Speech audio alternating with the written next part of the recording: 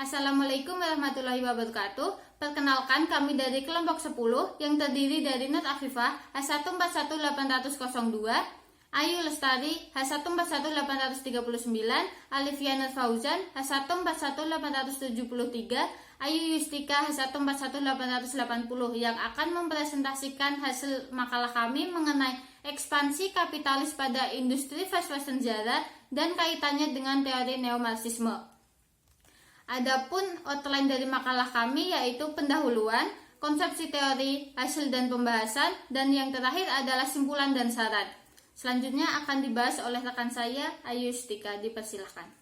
Baik, selanjutnya yaitu pendahuluan. Latar belakang kami menganalisis ekspansi kapitalis pada industri fast fashion Zara dan kaitannya dengan teori neomarxisme, yaitu perkembangan industri fashion yang terus meningkat menyebabkan tingginya antusiasme di masyarakat dalam memilih fashion yang diinginkan, sehingga perusahaan memiliki strategi tersendiri dalam menarik konsumen yang potensial untuk loyal terhadap produk yang mereka tawarkan.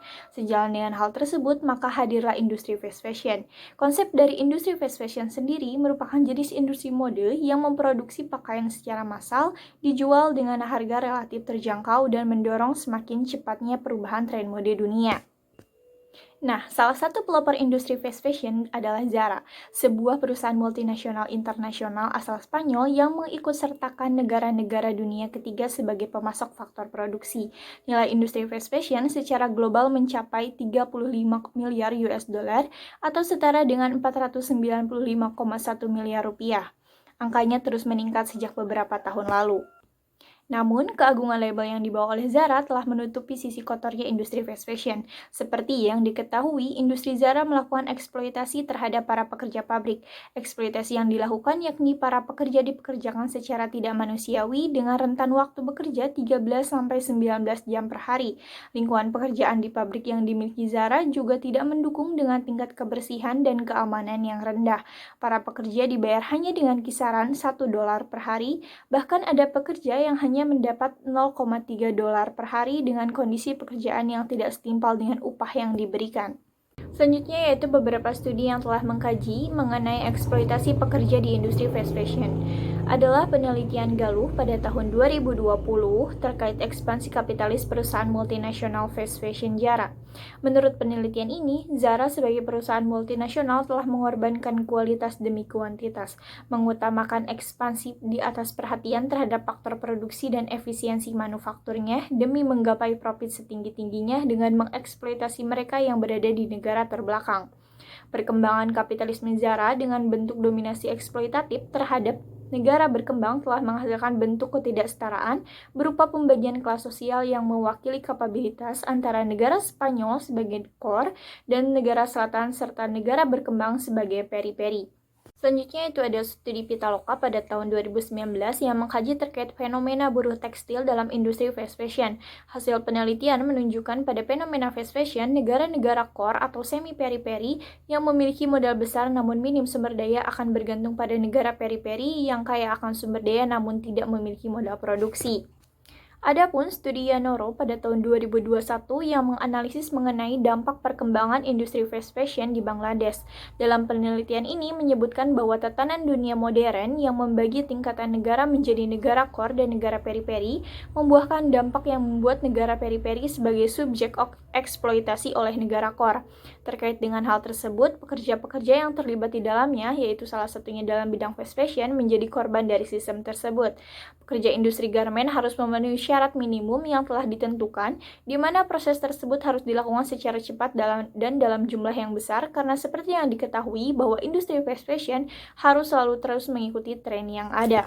Banyaknya kasus eksploitasi yang terjadi di industri fast fashion, terutama di perusahaan multinasional, menimbulkan banyak kerugian, baik dari sisi ekonomi, sosial, maupun lingkungan.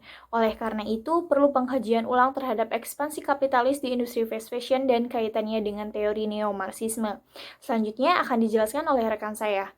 Baik, selanjutnya saya akan melanjutkan presentasi mengenai konsepsi teori. Memang tidak dapat dipungkiri bahwa setiap negara memiliki kondisi sosial ekonomi yang berbeda-beda. Ada negara yang belum mampu atau masih bergantung dengan negara lain untuk memenuhi kebutuhan negaranya. Ada juga yang sudah mampu untuk membiayai negaranya sendiri, dan ada juga yang sudah mampu untuk memberikan bantuan kepada negara lain. Nah, maka dari itu muncullah pengelompokan negara, yaitu negara maju dan negara sedang berkembang, di mana negara maju diartikan sebagai negara yang memiliki standar hidup yang tinggi dengan indikasi perekonomian yang sudah merata. Kemudian juga penggunaan teknologi yang tinggi dan telah berhasil di berbagai bidang. Sementara negara sedang berkembang diartikan sebagai suatu negara yang pendapatan rata-ratanya masih rendah dan juga infrastrukturnya relatif berkembang. Juga indeks perkembangan manusianya masih berada di bawah standar normal global. Salah satu sistem perekonomian yang ada di dunia adalah sistem ekonomi kapitalis. Dengan adanya globalisasi saat ini, tidak menutup kemungkinan bahwa sistem ekonomi kapitalis ini dapat merebak masuk ke negara yang sedang berkembang. Bermula dari modernitas, maka semakin lama dunia perindustrian ini semakin maju dan juga semakin menjamur, dan tidak menutup kemungkinan muncul aktor baru dalam hubungan internasional. Salah satunya adalah multinational corporation atau MNC. Nah, mengingat negara yang sedang berkembang ini mayoritas memiliki jumlah penduduk yang padat dan banyak gitu ya, dengan tingkat upah yang relatif rendah. Maka hadirnya MNC ini akan memunculkan masalah terkait tindakan eksploitasi, seperti yang akan kami bahas selanjutnya terkait eksploitasi Zara. Berbicara tentang kapitalisme dan hubungannya antara negara maju dengan negara berkembang, maka selanjutnya yang akan menjadi bahasan kita adalah teori neomarxisme, di mana menurut Stans dan Pettiford tahun 2009, neomarxisme ini memandang sistem internasional sebagai rangkaian dari keterkaitan antara sosial, ekonomi, dan politik yang saling terhubung dan membentuk sebuah struktur.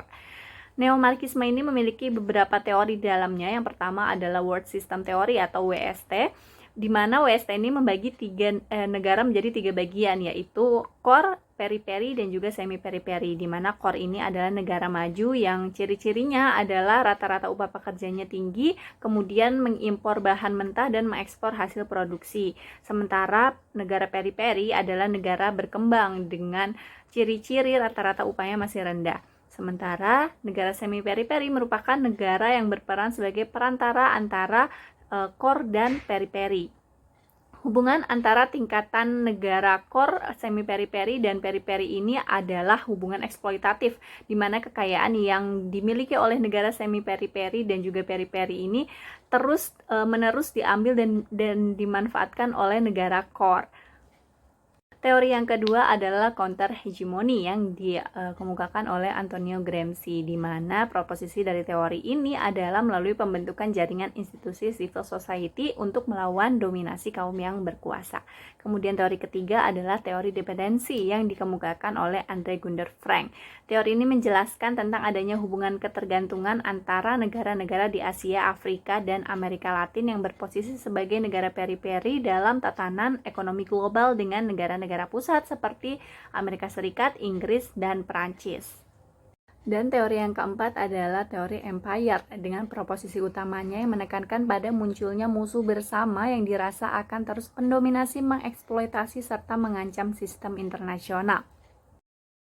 Dalam studi kasus industri fast fashion Zara yang akan kami bahas selanjutnya, kami akan berfokus pada 3 teori proposisi, yaitu World System Theory, teori dependensi, dan juga counter hegemony. Dan selanjutnya pembahasannya akan dirincikan oleh rekan saya, Ayu Lestari. Baik, selanjutnya saya akan menyampaikan terkait hasil dan pembahasan dari penelitian ini. Yang pertama adalah terkait sistem ekspansi kapitalis Zara. Zara merupakan merek terbesar yang dimiliki oleh Inditex Group yang berkontribusi terhadap pendapatan Inditex sebanyak lebih dari 70%. Zara merupakan perusahaan yang berpusat di Spanyol yang telah melakukan ekspansi kapitalis ke 88 negara dengan jumlah kurang lebih 3.000 toko. Konsep fast fashion yang diusung Zara dilakukan dengan memproduksi sekitar 11.000 hingga 20.000 model pakaian per tahun dengan pergantian mode setiap 4-5 minggu sekali. Ekspansi produksi yang terus dilakukan Zara tentu berdampak terhadap peningkatan kebutuhan tenaga kerja pada pabrik garmen yang memproduksi pakaian Zara. Berdasarkan data pada tabel 2 berikut diketahui bahwa pertumbuhan tenaga kerja secara historikal cenderung mengalami tren kenaikan. Namun, arus produksi yang masif tidak menyadarkan Zara untuk memfokuskan alokasi kapitalnya terhadap pemeliharaan faktor produksi terutama tenaga kerja, karena ia justru mengalokasikan 80% dari kapitalnya untuk membuka toko baru, sedangkan hanya menggunakan 10% untuk biaya pemeliharaan faktor produksi tersebut. Tenaga kerja pabrik garmen dipekerjakan secara tidak manusiawi dengan rentan waktu bekerja 13 sampai 19 jam per hari. Para pekerja dibayar hanya dengan kisaran $1 per hari, bahkan terdapat pekerja yang hanya mendapat $0,3 per hari. Lalu selanjutnya, apakah kaitan antara ekspansi kapitalis Zara dengan teori neomarxisme? Berdasarkan penelitian ini, ekspansi kapitalis yang dilakukan Zara sesuai dengan teori neomarxisme, karena konsepsi utamanya mengenai struktur internasional kapitalis yang terdiri atas kelas-kelas sosial. Prinsip fast fashion yang diusung oleh Zara telah mendorong perubahan pola kerja yang mengubah hierarki sosial menjadi terpolarisasi di antara dua kelas. Yang pertama yaitu kelas berjuis, yaitu Zara dari Spanyol, yang memiliki kapital serta memegang kendali atas berjalannya produksi, dan kelas proletar, yaitu pabrik garmen dan para pekerja di negara-negara berkembang yang didorong bekerja untuk menguntungkan kelas berjuis. Dalam ekspansi kapitalisme, pekerja telah menjadi komoditas, di mana perusahaan dan kaum berjuis menekan pengeluaran pada buruh seminim mungkin. Dengan begitu, produksi skala masif bisa berjalan dengan biaya murah dan bisa meraih keuntungan sebesar-besarnya. Selanjutnya dipandang dari segi hubungan eksploitatif, kasus Zara merupakan sebagai negara core dan para pekerja negara berkembang sebagai peri-peri. Zara sebagai negara core merupakan wakil negara maju yaitu Spanyol yang kaya akan faktor produksi sehingga dapat memanfaatkan sumber daya alam serta tenaga kerja dari negara peri-peri untuk memperoleh keuntungan. Menurut dependensi teori, negara berkembang atau peri-peri tidak akan bisa maju tanpa bantuan internasional dari negara maju atau core, karena akumulasi penghasilan Zara sebagai core mempengaruhi perkembangan peri-peri, sehingga akan terus mendorong negara berkembang untuk melayani negara maju, agar negara maju tetap mendorong negara peri-peri untuk terus berkembang. Baik, untuk kesimpulan, pada fenomena ekspansi kapitalis industri fast fashion Zara ini sesuai dengan teori neomarxisme, di mana Zara sebagai perusahaan multinasional asal Spanyol menghasilkan bentuk ketidaksetaraan antar kelas, yaitu kelas berjuis dan kelas proletar. Di sini juga telah mengutamakan ekspansi di atas perhatian terhadap faktor produksi dan mengeksploitasi para pekerja dari negara peri-peri untuk meraih keuntungan sebesar-besarnya. Berbagai protes telah dilakukan oleh pekerja untuk memerangi perusahaan multinasional fast fashion ini yang bersifat eksploitatif, sebagaimana diadvokasikan pada teori counter hegemoni. Pada perkembangan kapitalisme, Zara sebagai core yang kaya akan kapital memanfaatkan para pekerja dari negara berkembang atau peri-peri untuk memperoleh keuntungan. Hal ini termasuk eksploitasi pekerja yang termasuk dalam bentuk World System Theory atau WST. Interaksi antar negara tersebut menimbulkan pola ketergantungan, di mana negara peri-peri tidak akan bisa maju tanpa bantuan internasional dari negara core. Hal ini sesuai dengan dependence theory. Selanjutnya, untuk saran, diperlukan peraturan internasional yang mengikat para pengusaha pemilik kapital dari negara core untuk mengatur fair trade dengan tujuan untuk mencegah terjadinya eksploitasi. Dan juga diperlukan kehadiran sustainable atau ethical fashion dalam suatu industri perekonomian semakin kapitalis ini dengan tujuan agar dapat memberi ruang bagi produksi ekonomi kapitalis dan menciptakan keadilan global. Sekian presentasi dari kami, kurang lebihnya mohon maaf. Wassalamualaikum warahmatullahi wabarakatuh.